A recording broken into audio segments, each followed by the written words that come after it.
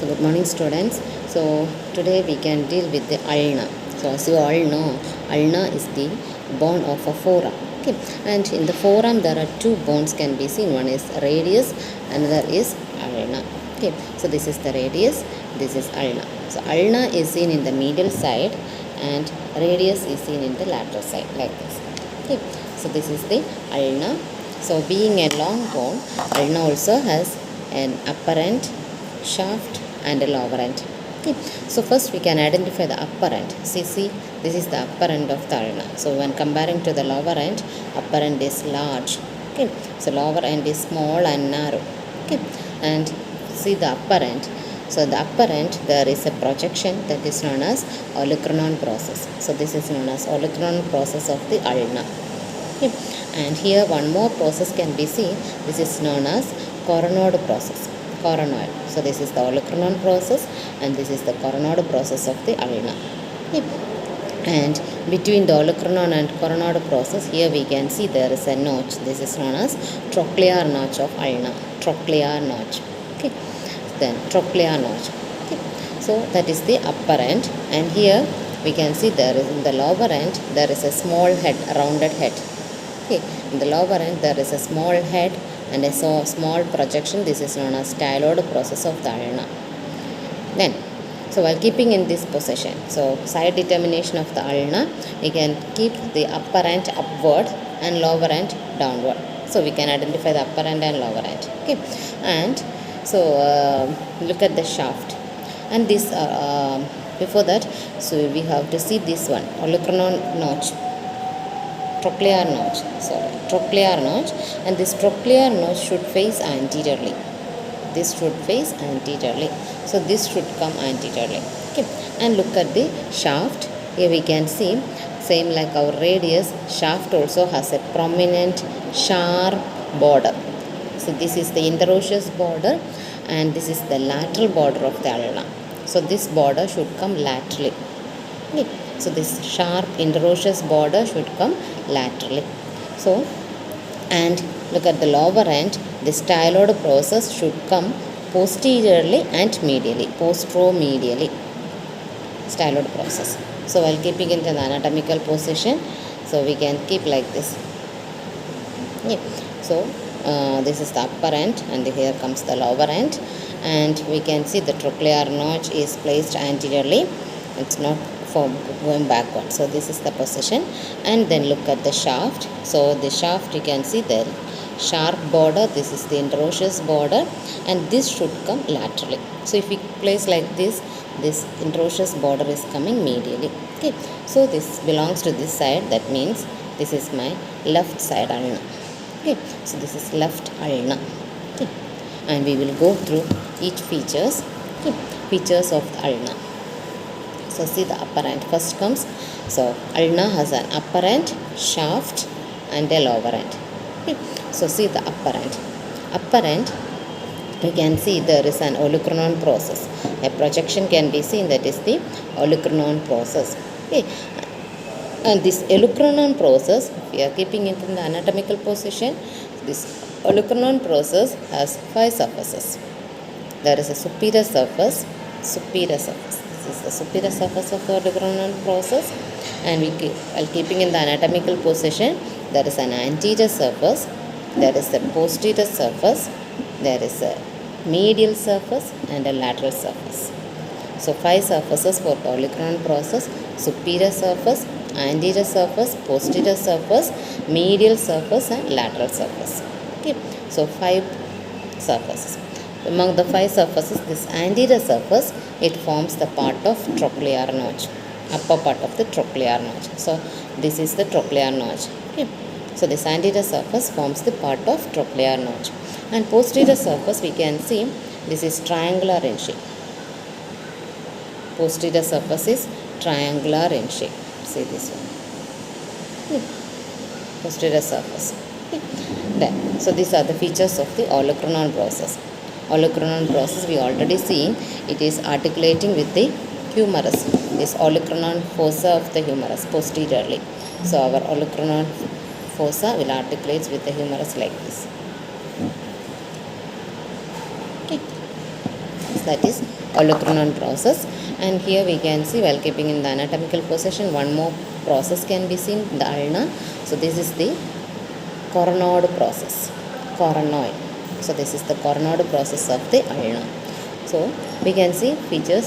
So keeping it in the anatomical position, this coronoid process also has an anterior surface, superior surface, medial surface and a lateral surface. So four surfaces for the coronoid process: superior surface, anterior surface, medial surface and lateral surface. Okay, lateral surface.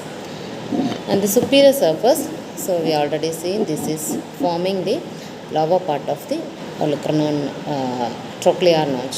Okay, so lower part, superior surface forms the lower part of the trochlear notch. Okay, and look at the anterior surface. In the anterior surface of the coronoid process, lower inferiorly process a projection that is known as ulnar tuberosity. Same like our radial tuberosity, here we can see there is a projection that is the ulnar tuberosity. Ulnar tuberosity. Okay, so that is the anterior surface, and the anterior surface of the coronoid process of ulna. Okay, and while coming to the lateral surface, the lateral side, lateral surface, we can see in the upper part there is a notch or depression can be seen. Okay, so this notch is known as radial notch of ulna. Radial notch. So this is for the head of the radius. So our radius, head of the radius is lodging inside this notch like this, forming superior radial ulnar joint. Okay, so that is the radial notch of ulna. So here we can see the depression, this one. So the radial notch, on either side of the radial notch, we already seen yesterday in the annular ligament, rounded annular ligament is attached like this on anterior border and the posterior border like this, annular ligament. So within the annular ligament we can see the head of our radius. Okay, so that is radial notch of ulna.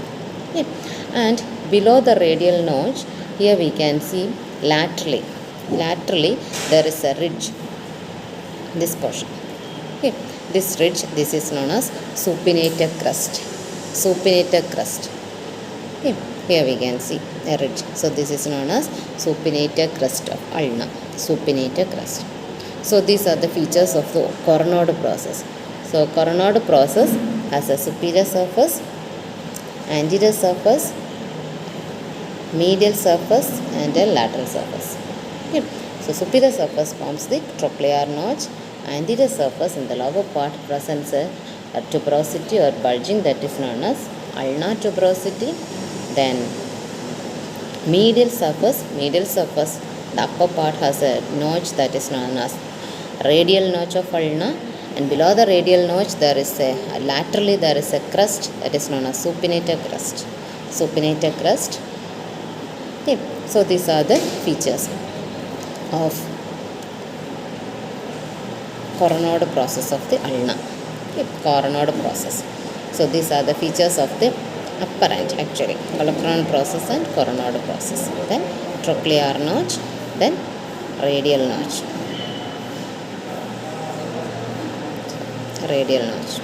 So two processes and two notches. Okay, so that is the upper end of the ulna. Okay, then coming to the shaft of the ulna. The shaft of the ulna. So if we are keeping in the anatomical position, so this is the anatomical position. So here we can see there are three borders and three surfaces for the ulna. So first we can see this is our ulnar tuberosity. So starting from the lower part of the ulnar tuberosity, here we can see a border going towards the lower end. So this is the anterior border of ulna. Okay. And here we can see there is a sharp lateral border, or it is an interosseous border.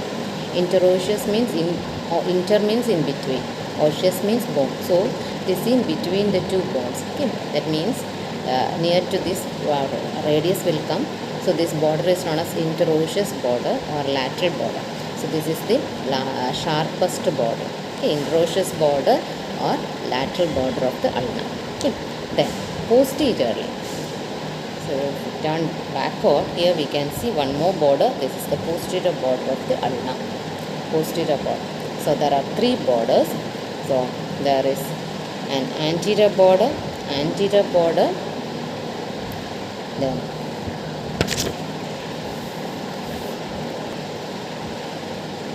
lateral border, then posterior border. Three borders, and there are three surfaces. So we keep an anatomical position. So between the anterior border and this lateral border.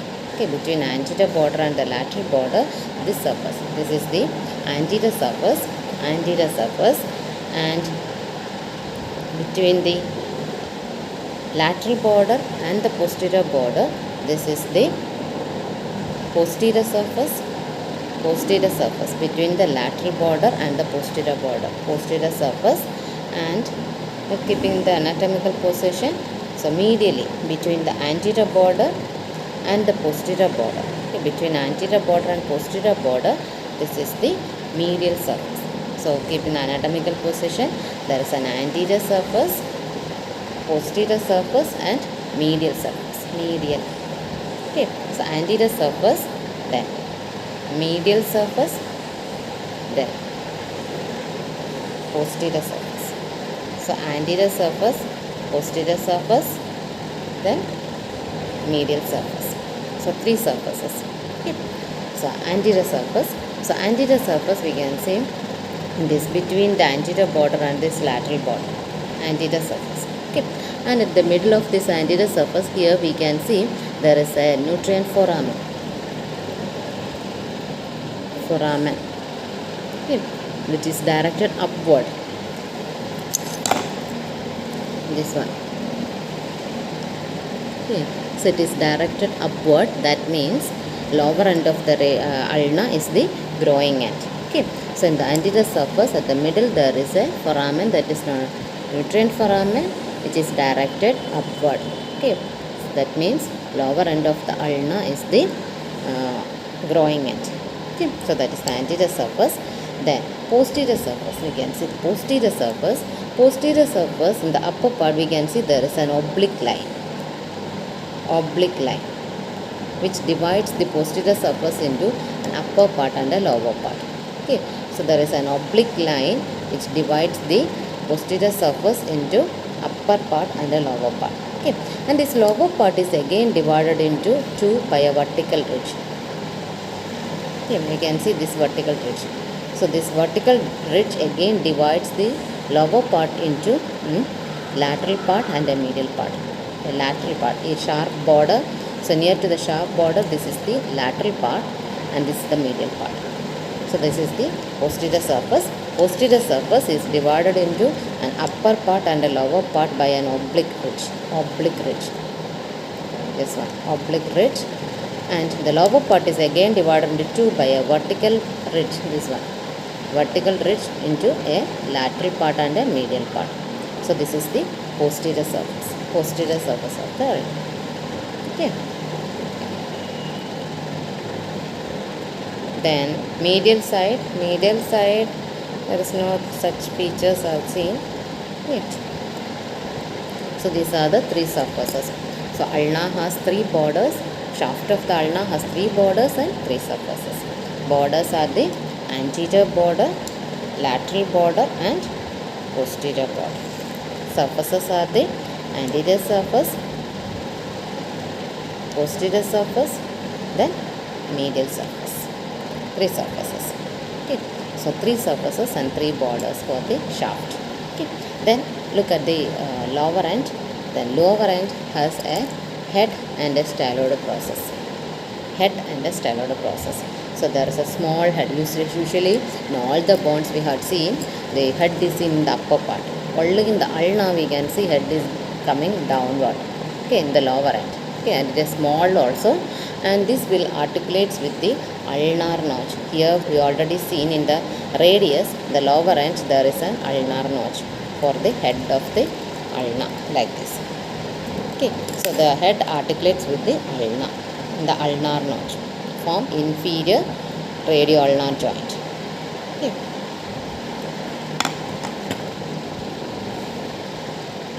Then we are keeping in the anatomical position. There is posteriorly and medially, not just medially. It is towards the posterior and medially there is an extension. This is known as styloid process of the ulna. Styloid process. Okay. Styloid process of the ulna. Okay. Then posteriorly, between the head and the styloid process there is a groove. Okay. So this groove is for the tendon of extensor carpi ulnaris muscle. So one muscle tendon is passing through the groove. So between the head and the styloid process there is a groove posteriorly in the posterior aspect. Okay. So these are the external features of the ulna. Okay. Ulna. So upper end, shaft and lower end. And next is the ossification of ulna. So ossification means formation of the ulna. So there will be primary center and secondary center. Okay. So primary center, it will be developing before birth, and secondary center will appear after birth. Okay. So mostly the primary center is forming the shaft. Okay. And this for in case of ulna also, for the shaft and most part of the upper end, the primary center appears at 8th week of intrauterine life. Okay, for the shaft and most part of the upper end appears at the 8th week. And for case secondary center for the upper part of the olecranon process. For the upper part of the olecranon process, a secondary center appears at 10th year. Okay, and it fuses with the shaft at 16th year. Okay, so olecranon process, upper part of the olecranon process, a secondary center appears at the 10th year and it fuses with the shaft at 16th year. Okay, and in case of lower end, the secondary center appears at 5th year. 5th year, and this fuses with the shaft at 18th year. Okay, so one primary center and two secondary center. Primary center for the shaft and major part of the upper end appears at 8th week of intrauterine life, and secondary center for the upper part of the olecranon process appears at the 10th year and it fuses with the shaft at 16th year. Then the lower end, secondary center appears at the 5th year and this will fuses with the shaft at 18th year, because this is the low or growing end, so this will fuses last. Okay, so upper part fuses at 16th year and lower end fuses at the 18th year. Applied anatomy, the fracture of ulna is common. Shaft of the ulna is common, and sometimes ulna get fractured along with the radius also. So that time cross union is prevented by preventing the supination and pronation movement. Okay, by arresting the supination and pronation movement, we can prevent the cross union of the radius and ulna. Okay, and also fracture of the olecranon process can occur if we fall on the pointed elbow like this. If we are falling on the pointed elbow, there will be a fracture of the olecranon process of the ulna. Okay. And dislocation of the elbow joint also can be seen. Dislocation of the elbow joint. Okay. So these are the clinical anatomy for the ulna. Okay. So thank you.